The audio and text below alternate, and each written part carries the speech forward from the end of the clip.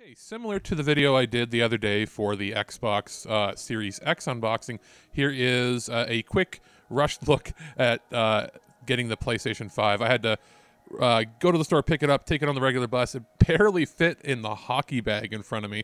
I believe I tilted the camera a little too high for some parts, but you'll be able to see most of it. Basically, what I was showing off here is the discs don't come with any paperwork on the inside, codes, or anything. They are branded as coming on UHD discs. 66 gigs required for Demon Souls, and I think 31 or something like that for Sackboy. So yeah, it's a big box. It's probably almost twice the size of the Xbox packaging. And I used a knife to get in here, and I almost cut myself, not with the knife. The cardboard in the packaging here is razor sharp, and I'm paper thin too. They saved on a lot of packaging by not going with too much corrugated or anything, and I sliced my finger up pretty good taking a couple things out of here. In the top compartment, there is just a couple, at least in Canada, a couple booklets, English and French for a quick start guide as well as safety guide, your standard sort of stuff. I didn't, go too much into showing off what was on in the controller because I already did an unboxing of that a couple weeks back. But they do include a charging cable, whereas they did not include that with the extra controller you purchased. I guess you're expected to use the same one or use the one that for your phone. Fairly long, I'd say about 5 foot arm reach power cable that comes with it. I'm not going to use the HDMI cable. I don't have an HDMI 2.1 capable TV or receiver yet, so I'm just using my 2.0. So I'm going to leave that in the box. And I did purchase the EB Games product replacement plan, the 2-year version, and that was $130. It's $10 more than getting the one for the Xbox because anything over $600 is in a higher tier apparently. So I have to keep the receipt and all the accessories, everything that came with it, in a box, in a closet for safekeeping in case I have to get the system replaced. Yeah, sorry for not tilting it down far enough. I thought it was. I just didn't have it, I guess, on my head as much as I wanted to. But it is a very simple box that just has everything is held together. Instead of your standard black twist ties, they're almost like a recyclable twist tie. And now it was time to get the main system out, and that's where I cut myself on the box a little bit. Luckily not bleeding, but I've got some slices on my hand. Getting it out was easy, because it's actually lighter than I expected. It's just unruly with the size of the box. I almost feel, it may not be true, but it felt like the Xbox was heavier, probably because it was more dense. Now, I put the stand over on the side there. The stand does have that little screw in it, and you sort of slide the base to get to the screw. And then it took a bit of time trying to get the screw out. And that's simply because it was kind of stuck in there. I had to really pry it to get it out. And then it just sort of clips on the bottom of the system. And I screwed it in. And in my rush, I didn't want to grab a flathead screwdriver. I tried using the knife and almost killed myself with it. You'll probably see that come up in a second.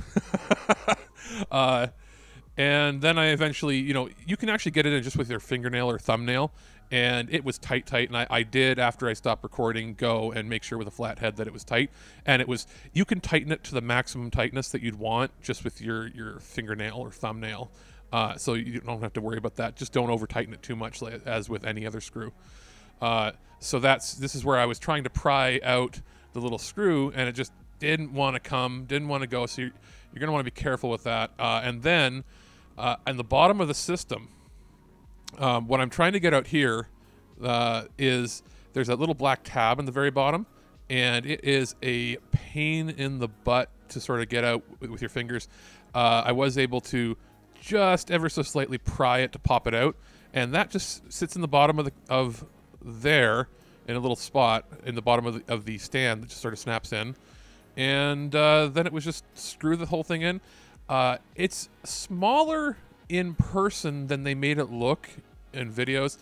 Part of that might be that the people that were showing it off were not overly large in stature. Here we go. And stabby. Yeah, it's I'm a large guy, like not just in weight and stature, but like I am 6'4". I have large hands. It doesn't feel as big as I thought it was going to feel. It is big when you compare it to other consoles, but it is not anywhere really near the size of like a PC that I thought it was going to be. And it does actually fit on my shelf fairly well. So this is sort of it. I just tried again with the knife and gave up on that, and then finished with my fingers screwing it all in.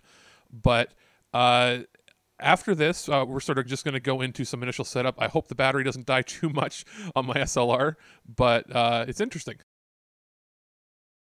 Okay, so for this, I ended up having to split it into 3 sections because battery died, and I had a backup battery, and the battery died. I need to get a new SLR or mirrorless camera or something, or at least find some new batteries for it. It's an oldie but a goodie. So what I did here is the system is all hooked up. I have, you may think that, oh, it looks like a potato, the quality, because I wasn't paying attention. I purposely kept it slightly out of focus so that when it starts up, you're not going to see or be able to make out like my account information or anything like that. And that's just a poor man's way of not having to go in and like manually blur absolutely everything. Everything I believe shown here should be fine. And it starts up, and it has a new sort of intro sound, and then it goes right into HDR mode. And you have to have your controller plugged in. I had it plugged in before I turned the system on, and it didn't detect it. I actually had to unplug it, plug it back in, then press the PlayStation button, and it went. It then prompts you to select your language. I selected English United Kingdom because there was one for Canada, and it's basically the same thing, real English. Then display area, I don't have any overscan issues, so I was able to go to the maximum size. And then it moves on from there. Not a lot of the stuff is set up here within the system versus what you do with the Xbox. And then I had just the HDR, which obviously it's not going to show through on the screen here. Now, as far as what you can do with like the PlayStation app is, you can go into the settings on the PlayStation app on your phone, and it will sign into your account for you and get all the backend stuff done, so you don't even have to put your email or password in. That's good, but the rest of the setup is done here. And interestingly enough, it prompts you, if you purchase a disc, if you got the physical version like I did, pop in the disc, and it will start to install it in the background while you fill out the rest of the sign-up stuff to sort of save a little bit of time. So I hopped up and popped in the Sackboy game that I received, or that I picked up, as that game is listed at, I think, 31 gigs to install. I figured that's a smaller, it's a single layer disc that will, single layer Ultra HD disc, by the way. So it should install faster, and it's a dual layer 66 gig disc for Demon's Souls. So I figured I'd do that one after. Let me get my butt out of the way there. So the performance here, it says optimized performance. That's the equivalent of Instant On and all the same features, downloading in the background, all that stuff that is on the Xbox. So if you like the Instant On and the quick resume of their sort of functions, it's not exactly the same, but that's there. Low power mode is the traditional way of like not having quick startup. And then you can customize individual. I went with just the default. I agreed to everything. There's a system update it does initially. I don't know if it tells you how large it is. It just does it, which is interesting. You'd think that I wanted to see what the release notes were, but it doesn't say. But I gotta say, they should tell you exactly how large that system update is, because what if you're on a metered account or you have a bandwidth issues? That being said, it looks like it's required just to start the system. So I guess there's no point in telling you how much it is if refusing to do it won't even let you use the system ever.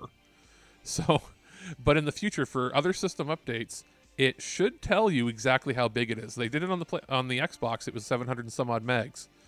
It does prompt me to update my controller after this. I decided not to, because I'd have to plug it in and all this.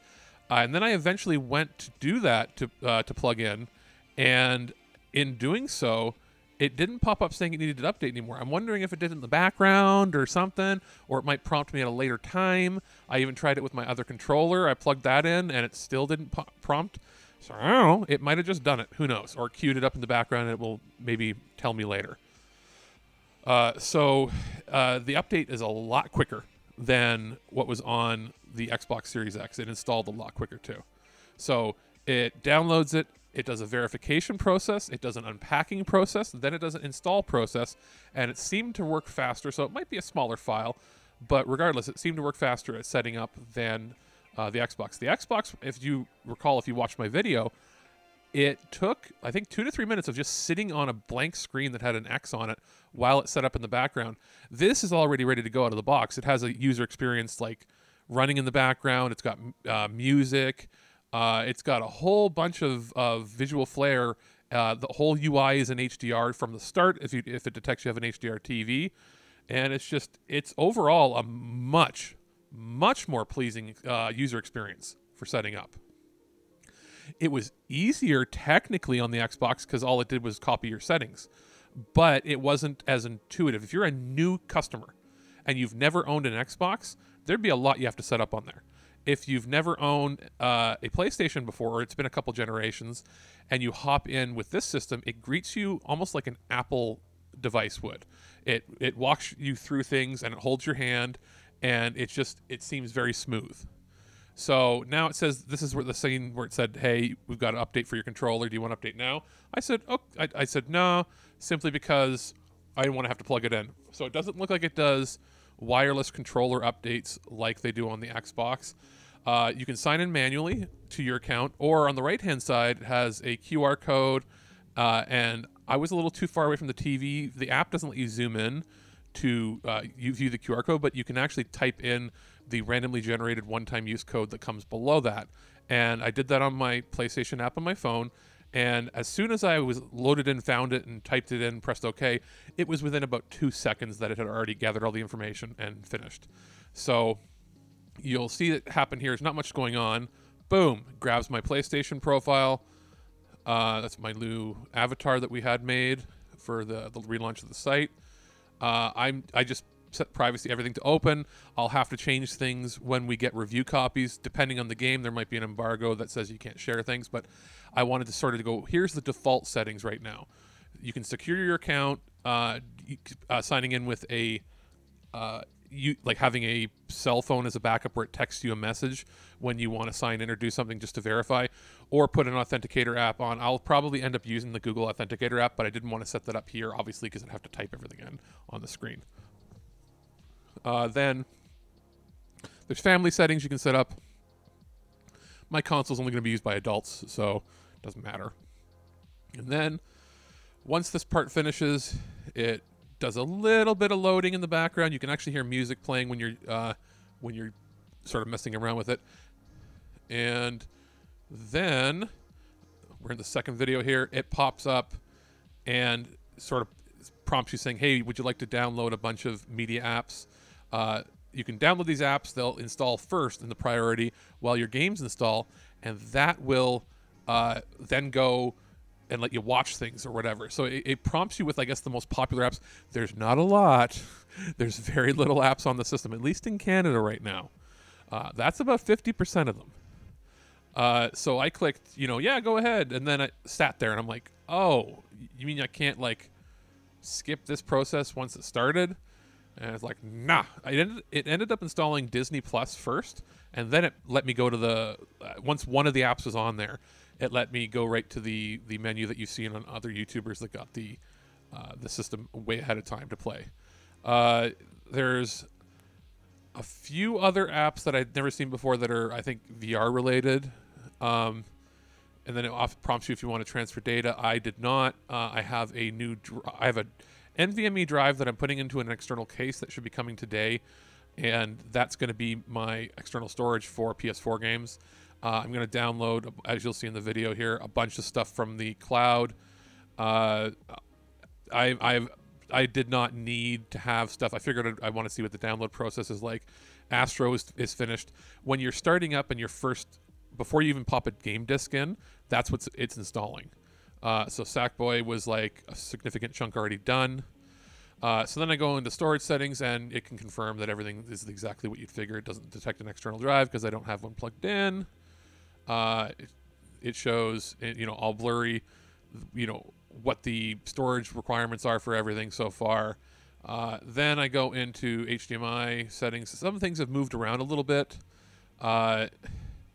If you end up going into remote play, you can turn that on and play stuff, I think, on your PS4, but I only have the one console right now, so I didn't bother turning it on. It would be interesting to see if I could do it to my PC or something. I don't know about that, but system software, that's where it would get your updates. Pretty standard there. Now, if you go into sound, this is where you can adjust what type of device you're using, and that can affect the latency or what it detects or what it lets it do. It can pass off bitstream for surround sound. I set it to 5.1 because it's all my setup is currently. It is an Atmos, but it's a 5.1 Atmos. And then this is my favorite part of the system so far, since I haven't played any games, is I can adjust the exact angle that my speakers really are relative to where I sit in real life. And that will affect where the 3D and Atmos surround and will affect. So my front left speaker's in the corner, a little closer to me. The front right speaker's a little farther to the right at the end of my console that has my record player, my tape player, CD player, and some of my media. So it's angled at a slightly different angle. And my back or side speakers are pretty much right at ear level on both sides. One far left, or just to left where I sit, and one to the far right at the end of the couch. Which is pretty neat. And it doesn't, you know, let you select where to put a sub, because it doesn't matter where a subwoofer is. It only plays the low frequencies to complement them. So you can select bitstream formats and all this, but I let it go to linear PCM because it'll do its own processing. It'll take whatever it gets and just process it out to the receiver. My receiver can do DTSX and everything too, but just for the sake of simplicity, we leave it there. When you turn the speaker volume up and down on the controller, it makes an audible clicking sound, and it does sound more meaty. They were right when you saw a lot of the YouTubers talk about that. It shows you everything that your TV can do as expected. Mine is a 60 hertz 4K with full HDR, so it can do everything up to 60 hertz. I went and eventually switched it down to 1080p just to see if it would pop up with some different information or give me some other options when it came to color depth and stuff. Nope. So I just put it back eventually right to 1080p. And I turned the setting to dim the screen when you're walking away to the maximum amount, which I think is either 30 minutes or an hour. And that's because I won't have burn-in. It's a VA panel, so it doesn't really matter. I left HDCP and everything else like that on because I don't have a capture card or anything to it. If I'm going to be streaming, it's going to be through the system or through capture. And I'm happy to say that I believe a little later, depending on if it captured or not in this video series, you can capture a full hour of stuff just like you did on the PS4. And it captures, I believe, if I'm not wrong, I think it captures at, here's where I switched it to 1080. I believe it does capture at 4K. But I believe broadcasting, if you're broadcast streaming, it does 1080p 60 as the max. And that is, I think the Series X is similar. It doesn't give you as many robust options, though, I noticed. And the Series X doesn't have the streaming thing built in, and you have to use Twitch. And I noticed that gave me an issue. So here I'm pairing the Media remote that I got, and I can confirm it is a Bluetooth remote. It is not an IR remote. So this will work as buttery smooth as the PS3 one did way back in the day. That's still my favorite Media remote of all time. Not just for systems. Like, we're talking any Media remote ever. It's my favorite remote. So this, it didn't pair initially. I got it to go into the mode where it's pairing. You press the 3-line option button and the PlayStation button at the same time on the controller till it flashes. I had to actually exit this Media remote section and then go back in, and then it immediately paired. And I was able to navigate and do everything with it. I didn't set it up to control my TV because I don't want to do that. But it does have the ability to, I think it has an IR blaster in the front of it. But I had this thing in my pocket facing away from the TV and sitting in a chair, and I was pressing buttons and it was working. So unless it's got some sort of crazy IR tech that it can bounce around everywhere, it appears to be a Bluetooth device for me. turn on the camera. I have it sitting on top of my TV. It's not in a good position whatsoever. She's like, wait for it. There I am. Hello. But when I use it, I'm actually going to be using that when I move the system sometimes to play on my PC desk where I've got my monitors, and that's where I'll be using it. I won't be sitting, because I'm sitting 6 or 7 feet away. It's a wide angle lens. My TV's too tall for it, but if I place it below, it's too much as well. It's just not worth it. And then we jump into the next section here, which is the captures and broadcasts that I was talking about. This is where you can change all of your video quality for the captures and everything. You can turn on capturing voice chat. You can turn your camera on. All the overlays and background removal services. It's pretty sweet that it has all that chat to speech. It's overall pretty interesting. You can select the how long you want the trophy videos when it captures a video of trophy to be. Yeah, so manual recording resolution. That's where you can switch it to like 4K and all this other stuff. It's more robust. I'm surprised they didn't show it off till now, but it's a lot more robust than what the Series X can do, significantly more. So I'll be having fun sort of checking that out.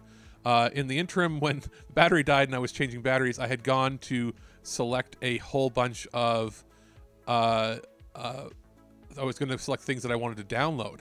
So a few of these games are my PS4 games. They haven't done the auto upgrade, so I haven't launched them yet. But it does show you, pretty much your entire library. The Share Factory was something I had already activated on the PlayStation app before I got my system, so I'm assuming that will give me some editing tools. I'll have to check it out. The Puyo Puyo Tetris 2 I received for review on the PS4. I don't believe the PS5 platform is available at launch, but it'll be playing in backwards compat, but it's not a game that's going to really need that. So I actually activated that while I was on the bus going to pick up my PS5. So I'll be playing that for review, and we'll know, as soon as the game is out and the embargo's up, I'll be able to share that with everybody. I was a fan of the first one when it came out initially on the Switch, so we'll see how this goes.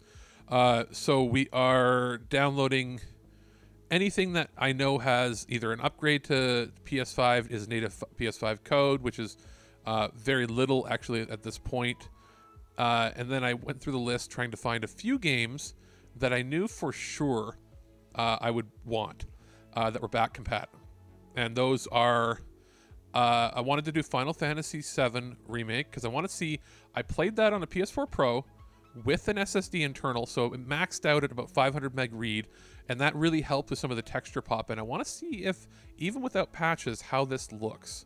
So I ended up going to install that, but the other two games I wanted to put on were Ghost of Tsushima, and I really wanted to put on Detroit Become Human. And that's simply because that game crunched.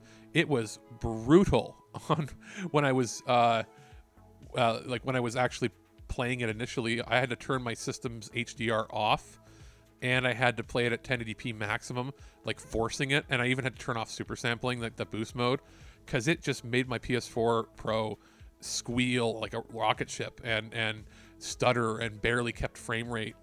So it'll be interesting to see if this system can just brute force it. And I've seen people play Ghost of Tsushima, but I haven't seen anybody do Final Fantasy VII or Detroit. And then I also wanted to try the Star Ocean game because I heard that it has an uncapped frame rate, so it should do 4K 60 without ever stuttering. And I know that when I did that on the PS4 Pro, it also made it squeal. So that'll be kind of fun to check out.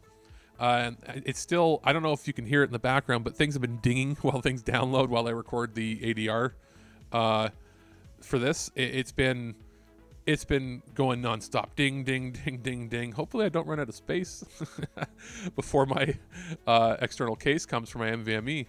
I decided to go with the faster NVMe for this simply because it's going to be a while till we can add internal storage to it. So I would want to be able to transfer my PS4 games over and store them and play them at the fastest possible speed on the external, since they're not going to take advantage of the crazy SSD that's internal anyway. So that'll save me, a few hundred gigs. I got a 500 gig Western Digital Black to put in there. And I think it reads at it reads at 3,000 or 3 gigabit or 3 gigabytes per second, and can write at I think 1,600. So reading from it is going to be as fast as the Xbox Series X, because the back ports and I think one of the front ports on the PS5 are USB 3.1 Gen 2, so 10 gigabit or 10 gigabytes per second. So I will be able to really take advantage of that. I went to add Bug Snacks. I have PlayStation Plus for I think another week till it's up, and I was gonna add it later. But when I went to go download it now, it tried to force me to purchase a new subscription, even though my subscription's not up. So I don't know if it's something funky about that, but I'll have to. Like Hollow Knight was able to download because I'm still subscribed to PlayStation Now until next June. But I'll have to look into why that is. Regardless, I'll make sure that I clear up some money or something so that I can activate. It's only $70 for another year of PS Plus, and I'll want to use it for Bug Snacks for sure. But that's pretty much going to do it.